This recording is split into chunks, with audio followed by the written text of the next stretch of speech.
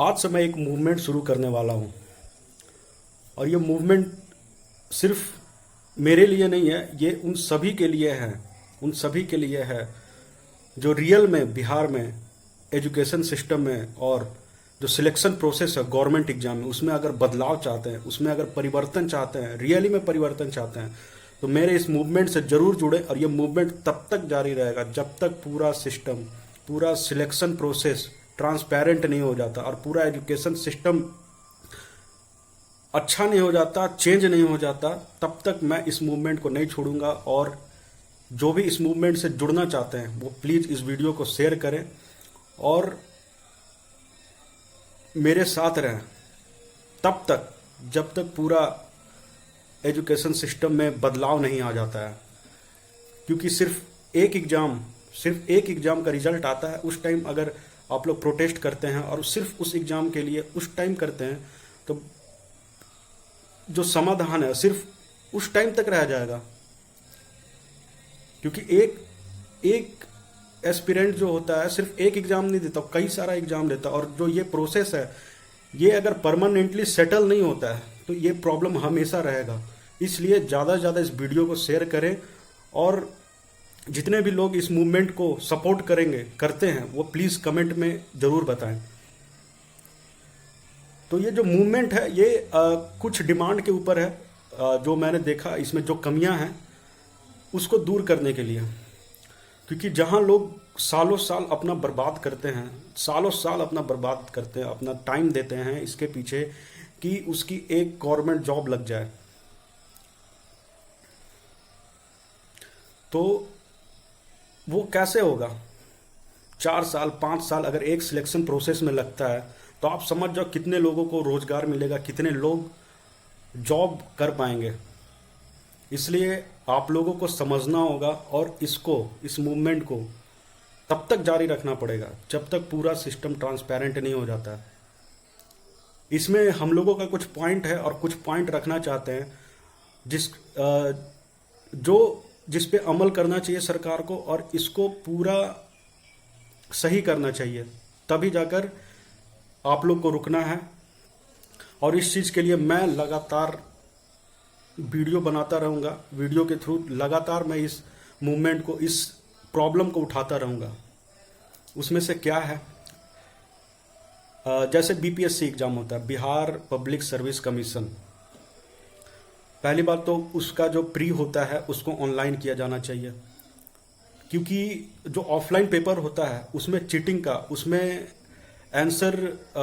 उसमें चीटिंग का और उसमें घपला होने का चांसेस काफ़ी ज़्यादा रहता है। क्योंकि वो पेपर में होता है और वो कैसे भी किसी भी तरह बाहर आउट हो सकता है। ये तो पहला बात हो गया कि बीपीएससी, बीएसएससी, दरोगा, कांस्टेबल, टीचर, सबका एग्ज़ाम ऑनलाइन होना चाहिए। क्योंकि 5G का ज़माना में भी अगर ऑनलाइन एग्ज़ाम नहीं लिया जा रहा तो आप समझ सकते हो कि हम लोग कितने पीछे हैं। दूसरी बात है कि प्री होता है, मेंस होता है, तो हर एक एग्ज़ाम के बाद प्रॉपर कट ऑफ निकलना चाहिए और उसमें पूरा क्लियर होना चाहिए कि किसका कितना मार्क्स आया है और इतना कट ऑफ गया है, इस वजह से उसका सिलेक्शन नहीं हुआ। वैसे ही मेंस का कट ऑफ, मतलब पूरा का पूरा जो प्रोसेस है, सिलेक्शन प्रोसेस है, उसमें ट्रांसपेरेंसी काफ़ी ज़्यादा ज़रूरत है। ट्रांसपेरेंसी की काफ़ी ज़्यादा ज़रूरत है क्योंकि जो भी रिजल्ट आता है उसमें सिर्फ नाम दे दिया जाता है या रोल नंबर दे दिया जाता है। कैसे हम लोगों को कैसे पता चलेगा कि किस वजह से उसका नहीं हुआ है? तो दूसरी बात तो ये हो गई कि कट ऑफ प्रॉपर हर एक एग्ज़ाम का निकालना चाहिए विथ मार्क्स, ताकि लोगों को पता चले कि उसकी गलती कहाँ हुई है। और अगर वो सेटिस्फाइड नहीं है तो उनको अपना पेपर चेक करने का भी ऑप्शन होना चाहिए। क्योंकि लोग जब इस चीज़ में अपना साल बर्बाद करते हैं तो उसमें इनको पूरा हक है कि वो जाने कि उनका सिलेक्शन क्यों नहीं हुआ, कहाँ पे उनकी गलती हुई है।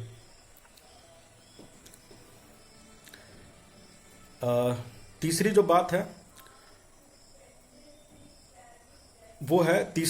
है काफ़ी इम्पोर्टेंट है कि जो भी वैकेंसी निकलती है, जिसका जो भी नोटिफिकेशन आता है, उसमें एक एग्ज़ाम में 4 महीने, 4 साल 5 साल लग जाता है मिनिमम। तो इस चीज़ को भी सुधरवाना होगा और इस चीज़ के लिए भी आपको लगना पड़ेगा, भिड़ना पड़ेगा कि जो भी एग्ज़ाम नोटिफिकेशन आता उसका पूरा सिलेक्शन प्रोसेस 6 महीने में कंप्लीट होना चाहिए।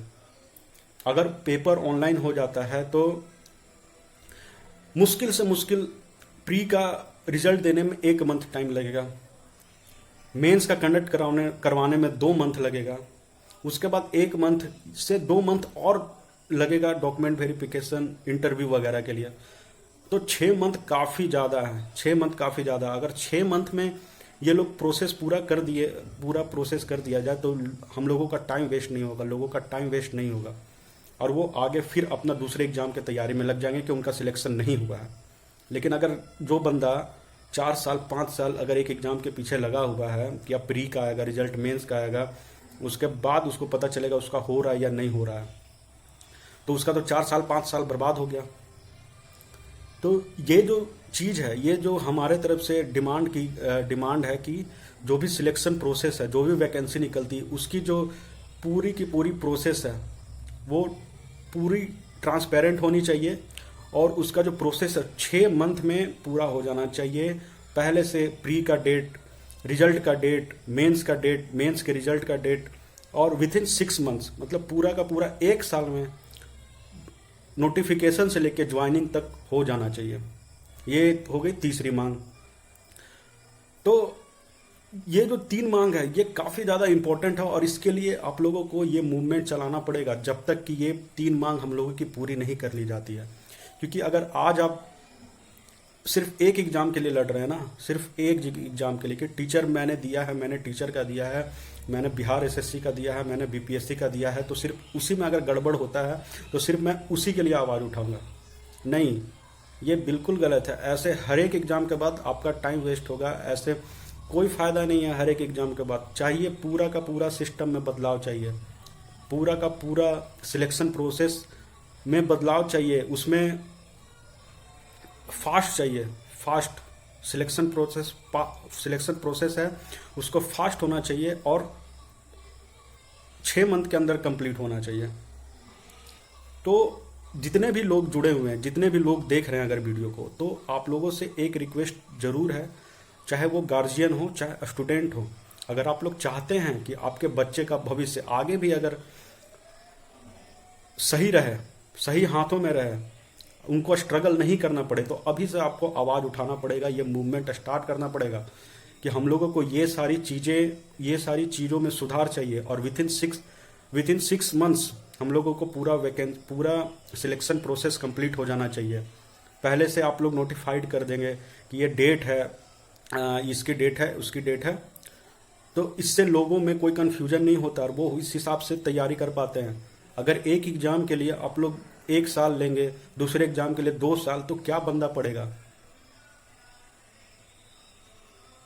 तो इसीलिए ये जो मैं मूवमेंट स्टार्ट कर रहा हूँ उसमें आप लोगों का साथ बहुत ज़्यादा ज़रूरी है, क्योंकि मैं अकेला कुछ नहीं कर पाऊँगा।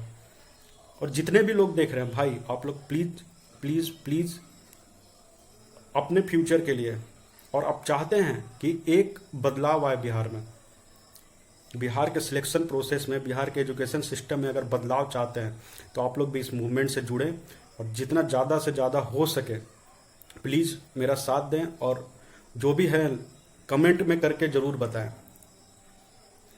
अगर किसी से भी मिलना हो, कहीं भी जाना हो, मैं हमेशा साथ रहूँगा और हमेशा आप लोगों का मांग उठाता रहूँगा। इसलिए आप लोग प्लीज़ ढीले ना पड़े और ये मूवमेंट तब तक नहीं छोड़ना है जब तक ये पूरा सिस्टम चेंज नहीं हो जाता। ये सारी हमारी मांगें पूरी नहीं कर दी जाती हैं। तो सिर्फ टीचर वालों, बिहार एसएससी वालों, बीपीएससी वालों, जितने भी लोग देख रहे हैं, आप लोग प्लीज़ इस बात को उठाएं, ट्विटर पे ट्रेंड कराएं, हर जगह डेली ट्रेंड कराएं, जितना हो सके उतना ज़्यादा ट्रेंड कराएं, मैसेज करें कि हमें ये चीज़ में सुधार चाहिए, क्योंकि ऐसे चुपचाप बैठने सब कुछ नहीं होने वाला है। क्योंकि मैं देखते देखते थक गया हूँ। ये चीज़ बिहार का एसएससी है, बिहार एसएससी, जो कि 2014 में उसकी नोटिफिकेशन आई थी और अभी तक उसका मेंस का रिजल्ट नहीं दिया गया है। सोच सकते हैं 7 साल हो गया है। कैसे आप लोग बर्दाश्त कर रहे हैं? बर्दाश्त मत करिए, उठिए, क्योंकि आपका पैसा लग रहा है इस चीज़ में, आपका ही पैसा जा रहा है, और आप लोग भी आवाज़ नहीं उठाओगे इस बदलाव के लिए तो फ्यूचर में काफ़ी महंगा पड़ सकता है ये चीज़। एक ही नोटिफिकेशन निकालो, 2 ही नोटिफिकेशन निकालो आप, लेकिन उसको टाइम पे पूरा करवाओ। पूरा पारदर्शिता होना चाहिए पूरे सिलेक्शन प्रोसेस में, कैसे हुआ, कितना कट ऑफ गया और क्यों उसका सिलेक्शन नहीं हुआ, ये सारी चीज़ें होनी चाहिए और टाइम पे होनी चाहिए। तो चलिए, आशा करता हूँ कि आप लोग मेरे साथ जुड़ेंगे और इस मूवमेंट को आगे ले जाएंगे, और ज़्यादा से ज़्यादा कोशिश मेरी यही रहेगी कि जितने भी बदलाव हैं, जो भी लोगों के हक में जो बदलाव होगा वो चीज़ ज़रूर होगा, और ज़रूर करना होगा सरकार को। अगर आप लोग अड़ जाएंगे, हम लोग अड़ जाएंगे, तो सरकार को करना ही पड़ेगा, इसमें चेंज करना पड़ेगा, इसको स्मूथ बनाना पड़ेगा सारी सिलेक्शन प्रोसेस को, ताकि जो मेरिट का लड़का है, जो रियल में मेहनत कर रहा है, वो पीछे ना रह जाए। जय हिंद।